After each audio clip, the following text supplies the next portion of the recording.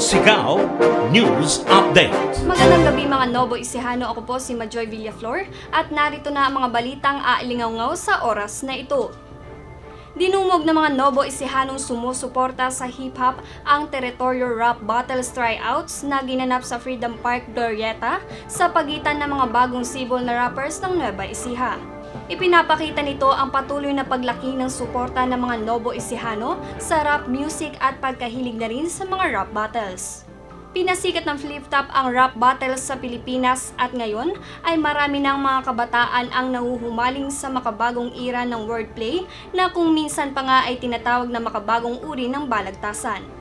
Samantala, hindi man naiuwi ni Maxine Medina ang corona sa katatapos na Miss Universe 2016, ipinagmalaki pa din ng Department of Tourism ang tagumpay ng dalaga.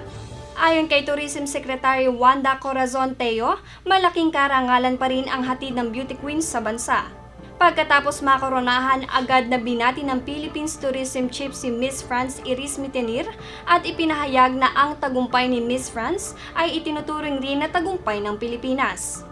Naniniwala din si Teo na ang lahat ng pagsisikap ng bansa upang maging matagumpay ang 65th Miss Universe competition ay maisulong ang layunin nito na maipakilala sa mga dayuhang turista ang magagandang destinasyon sa Pilipinas.